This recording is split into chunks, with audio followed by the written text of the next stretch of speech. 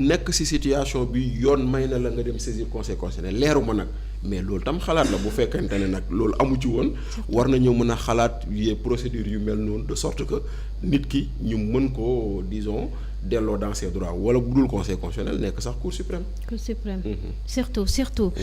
ñu wax ci mbiru li nga xam ne moom mooy mën nañu ne sax plan B bi nga xam ne à chaque fois ñu ngi koy wax muy 5 candidats yi nga xam ne daal dinañu dem jëli seen fiche de parrainage est-ce que aussi tamit ñoom waa Pastef yaakaaruñ ne amuñu espoir ci Ousmane Sonko moo waral ñu utiliser li nga xam ne moom mooy plan B. plan B. xam nga instant bu ñuy lancer parrainage bi. instant boobu noonu Ousmane Sonko n'était pas éligible ndaxte instant boobu rocc nañ ko ci fichier électoral yi. yaa ngi dégg. ci diggante bi nag delloowaat nañ ko ci fichier bi il est redevenu éligible xam nga situation yi da nga koy analyser noonu. donc au moment où il n'était pas éligible c'était normal que ay nitam ñu ne kaa leen ñu xool lan la ñuy def pour que moom bu jàllul ñu am kenn ku jàll parce que man dama gëm ni Ousmane Sonko ou pas Pastef dafa am bëgg-bëgg ci réew mi. Pastef dafa am gis-gis ci réew mi Pastef dafa am yéene ci réew mi. kon nag entité Pastef boobu noonu war na élection bu jotee mu waxee lan moo la yéene réew mi présenté ko Sénégalais yi. Sénégalais buñ ci d'accordee ànd ak ñoom buñ ci d'accordul ñu xam ni tam Sénégalais yi loolu la ñu dogal. donc à partir de là man je ne vois pas une élection 2024 à laquelle Pastef ne participera pas mais kan lay doon ci Pastef du ma wax Ousmane Sonko la du ma wax kenn parce que Ousmane Sonko mu ngi ci guddi gu. bët setagul.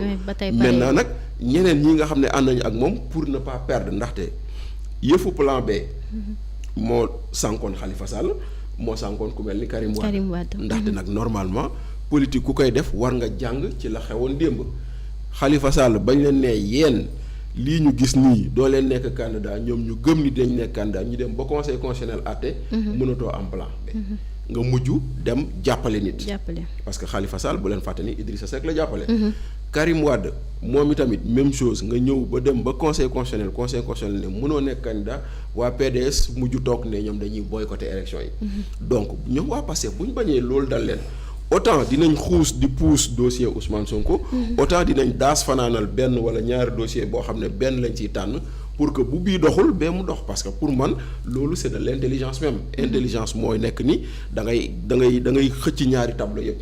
parce que boo téyee bii rek nga dem ba ci foofu cappaandaw ga fële ñu ne la tu n'es pas candidat bu boobaa tu auras ruiné les espoirs de tout un groupe te loolu defe naa c'est pas intelligent. mais le profil des 5 candidats yi nga xam ne tey ñoom la waa PASTEF mën nañu sax ñoom ñoo dem jëli fiche de parrainage sur la bannière de PASTEF bi nga xam ne mën nañu ne sax dañ koo dissoudre ñooñu est-ce que yaakaar nga ne dinañ mën a dem ba conseil constitutionnel valider seen candidature. non bon xam nga tey jii nii. wala stratégie la. xam nga tey jii nii pour que conseil constitutionnel valider sa candidature. dañ la naan il faut soit être parrainé par un parti maanaam parti mu gemb la. donc Pastef tas nañ ko donc du mënul ngemb kenn. maintenant après mën na nekk une coalition de partis mais am na ñeneen parti yoo xam ne dañoo àndoon ak Pastef ñooñ kenn tasu leen. kon mën nañ utiliser loolu noonu. maintenant ñetteel bi boo xam ne bi mënuñu ko utiliser mooy candidat indépendant parce que defe naa ci lu loi bi wax. pour que nit mën a nekk candidat indépendant. il faut au moins avoir quitté le parti politique un an avant les élections donc lu leen dese ñoom rek mooy la formule coalition de partis d'accord coalition de partis nag c'est pas un problème ça peut nu mu tuddati investir ku mu nekk maintenant ñoom ku si nekk tu as un profil qui permet de l'essentiel xam nga ñoom lan mooy important si ñoom mooy kan la Ousmane di tànn bu fekkente ne Ousmane Sonko demul ndaxte Ousmane Sonko fu mu joxoñ ay militants am topp foofu donc tey jii nii le problème mooy seen biir defe naa xëy na dinañ waxtaan pour xam kan la ñuy bàyyi parce que juróomi candidat c'est la meilleure façon de disperser les voix de Pastef mais bu fekkente ne dem nañ ba seen biir gis ni kenn la ñu war a soutenir kenn kooku noonu kan lay doon bu ñu ko waxtaanee bu ñu ko kiiwee te Ousmane Sonko jàpp si rek ce candidat là s'il n'est pas roi il est faiseur de roi. mais est-ce que maanaam dinañ nangoo soutenir ki nga xam ne moom la Ousmane Sonko di choisir est-ce que aussi tamit dinañ mën a maanaam booloo jàppale benn candidat ndaxte jamono ji gisoon nañ sax ñuy rumandaat que ne Ousmane Sonko choisir na ba pare ki nga xam ne moom mooy candidat bi ndax gis nañu à chaque fois mi ngi ci diaspora bi di def li nga xam ne moom mooy ay campagne am on peut dire ça. waaw mais non xam nga man moom si tu parles de Guy Marius Sagna man damay doon wax ni Guy Marius Sagna est en train de faire du désintéressement intéressé loolu mës naa ko wax mooy maanaam Guy Marius Sagna il n'a jamais dit je suis candidat mais tout le monde sait que tous les actes qu'il pose c'est des actes pour être le candidat de Pastef donc loolu moom wax ni Guy Marius Sagna candidat Pastef la loolu mooy géej gi am na ndox donc ça coule de source il pose des actes maintenant est-ce que c'est lui le candidat choisi xaw ma mais da ngay gis ni c'est une démarche boo xam ne Guy daf ñu ko tàmmal est-ce que ñu bëri bàyyi ñu xel ni Guy Marius Sagna il n'est pas le leader de FRAPP dafa am mouvement boo xam ne dafa am kilifa am bureau et tout Guy nekk membre de FRAPP mais on parle plus de Guy que de FRAPP surtout kon nag tey jii nii boo xoolee démarche boobu tax na ba le FRAPP a été finalement vampirisé au profil de Guy Marius Sagna loo ciy gis les gens waa FRAPP bu ñu wootee amul envergure amul engouement mais Guy bu taxawee mu am engouement donc quelque part similitude boobu laay gis ci lu muy def ni quoi au lieu d'aller dans la moule Pastef ànd ci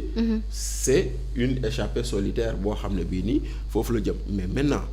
est-ce que Guy Marius Sagna sera le candidat de Pastef en cas d'élimination de Ousmane Sonko xaw ma est-ce que moom la Ousmane Sonko tànn xaw ma mais au moins il faut lui reconnaître une chose